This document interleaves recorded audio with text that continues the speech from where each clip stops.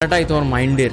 তোমার সাথে এরকম অনেকবার হয় যে তুমি কোনো এক্সামে ফেল করে যাও, বা কোনো বিজনেসে ফেল হয়ে যাও, বা কোনো রিলেশনশিপে ফেল হয়ে যাও। তখন তোমার মনে একটা অদ্ভুত লড়াই চলে।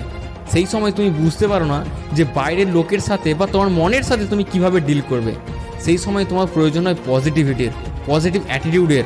আর এই পজিটিভ অ্যাটিটিউড আসবে মানুষকে উপেক্ষা করে, নেগেটিভ জিনিসকে উপেক্ষা করে। তুমি নেগেটিভ জিনিস, নেগেটিভ মানুষদের উপেক্ষা করে পজিটিভিটি ফিল করতে পারো। এটা তোমাকে বুঝতে হবে যে দুনিয়াতে প্রতিটি জিনিস তোমার হিসাবে হতে পারে না। আমাদের সামনে এরকম অনেক জিনিস আসে যেগুলো আমাদের পছন্দ নয়, তার সত্ত্বেও তাদের সাথে আমাদের থাকতে হয়।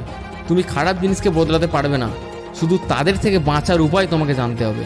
ঠিক যেমন সব রকম গোলাপ গাছে কাঁটা থাকে, তুমি হাজার চেষ্টা করেও সে কাঁটাকে শেষ করতে পারবে না। শুধু সেগুলো থেকে বেঁচে তোমাকে ফুল অবধি পৌঁছাতে হবে। তোমাকে তোমার পজিটিভিটিকে খেয়াল রেখে শুধু ভালো জিনিসের উপর ফোকাস করতে হবে। কেননা তুমি যদি সব খারাপের উপর ফোকাস করতে থাকো তাহলে তোমার সব টাইম মতোই ওয়েস্ট হয়ে যাবে। কারণ খারাপ তো অনেক আছে, সব এনার্জি তো তোমার ওখানেই শেষ হয়ে যাবে। তাহলে তুমি নিজের জন্য কাজ কি করে করবে? তো তোমার এমন কন্ডিশনে, এমন টক্সিক লোকের থেকে বাঁচার পদ্ধতি তোমার মধ্যে থাকতে হবে।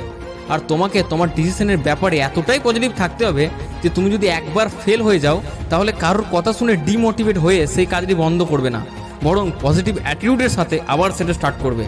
That is the important of positivity in your mind. Habit number 2, ভাই তুমি